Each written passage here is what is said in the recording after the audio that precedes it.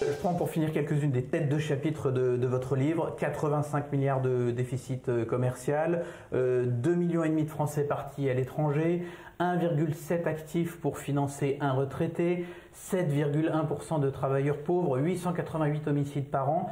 Est-ce que rien ne va dans ce pays à vos yeux ?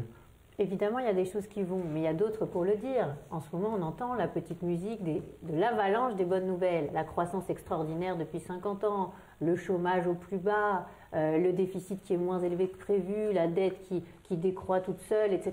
Donc tout ça, on n'a pas besoin de chercher très loin pour entendre cette avalanche des bonnes nouvelles. Mais cette avalanche de bonnes nouvelles, elle cache aussi une situation qui est beaucoup plus préoccupante. Moi, je ne nie pas qu'il y ait des bonnes nouvelles. Je dis attention, ne restons pas dans un petit nuage jusqu'au 10 avril en se disant que tout est réglé. Sur le chômage, tout n'est pas réglé. En plus des personnes qui sont comptées dans les 7 et quelques pourcents dont on nous dit qu'ils sont au chômage, il y a plus de 1,8 million de personnes qui sont dans le halo du chômage. C'est-à-dire qu'ils n'ont pas de travail, mais ils ne sont peut-être pas disponibles tout de suite, donc on ne les compte pas dans les statistiques de demandeurs d'emploi. Donc, alors, on va dire, ah bah oui, mais il y a du halo du chômage dans tous les pays. Mais moi, j'ai fait l'addition entre les demandeurs d'emploi qui sont comptés dans le chiffre du chômage et ceux qui sont dans le halo du chômage. En France, on est autour de 12%, et en Allemagne, on est autour de 7%.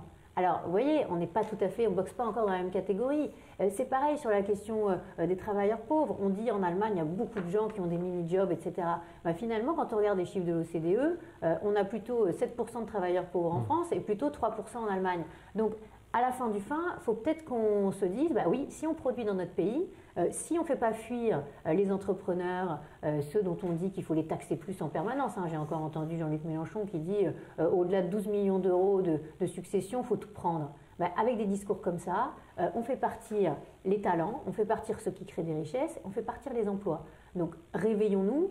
Si on a un déficit commercial aussi mauvais, c'est aussi parce qu'on a une fiscalité qui, même si on a des licornes, mais ça ne suffit pas, hein, une fiscalité qui est anti-entrepreneuriale, anti-investissement en France, anti-création d'emplois en France.